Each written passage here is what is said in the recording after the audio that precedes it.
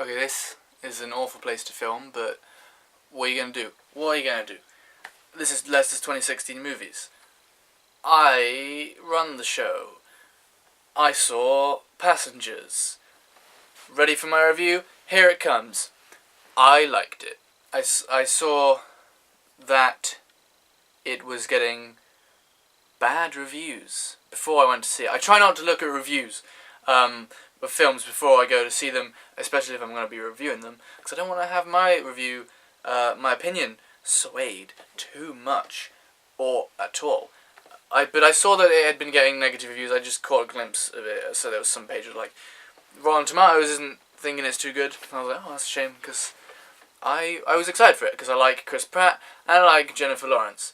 I think they've both been really good in everything I've seen, except X-Men Apocalypse.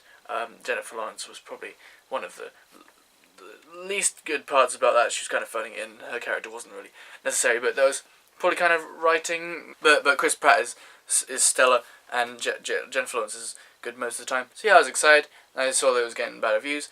I was a little disappointed, but I was like, I'm going to see it anyway. I'll try to forget that. I'll just watch the film, and I just enjoyed it. I didn't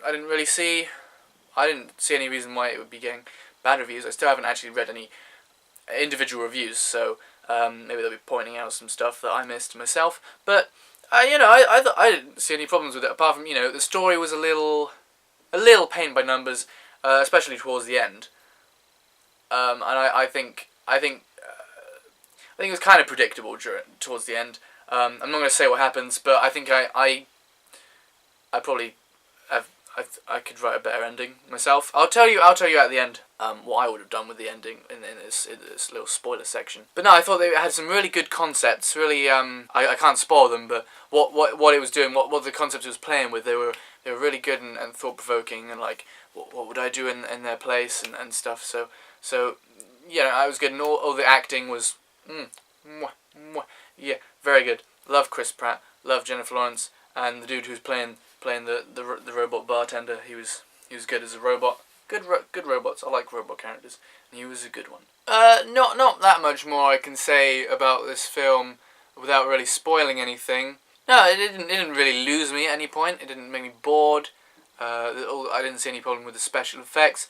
But then again, I don't usually see problems with special effects. I'll see a film and go, yeah, the special effects are fine, and people will be like, oh, terrible CGI. So that's not that. Don't listen to me about that. Go elsewhere for your special effects reports. But no, it was good. Although I will say, the ship.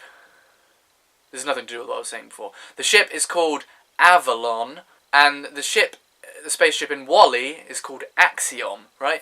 And these are similar names and very similar concept as well. They're both carrying huge numbers of people a long way through space. And is there a coincidence? Are there other huge people carrier spaceships that are called on? Fill in the blanks. Let me know.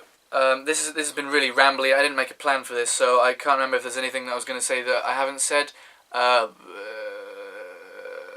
put it on the chart anyway. So yeah, as I say, I liked it. I didn't love it, but I saw no problems with it, and it kept me entertained the whole way through. So I'm going to put it fairly high.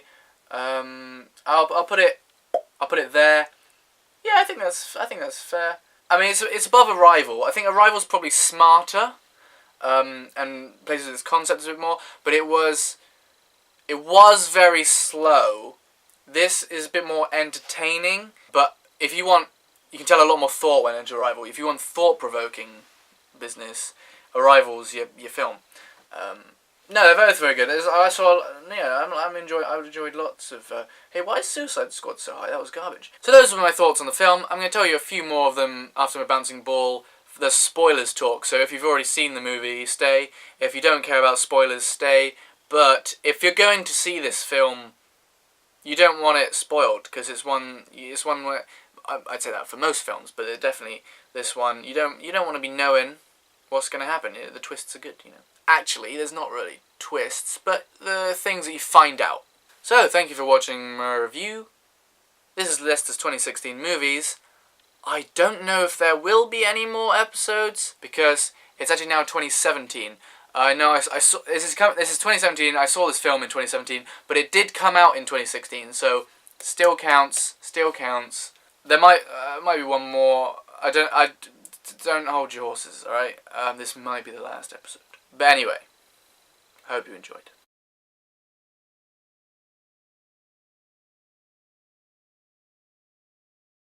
Okay, spoilers. I'm sorry this is so rambly, but this is what happens in the end. So, I don't know if I didn't actually go through the whole plot of the movie, but if you've seen the trailers, you know what's happening. There's a load of people sleeping on the ship. They woke up like 90 years too early, so they're like, oh, we're on this ship together. No one else is awake.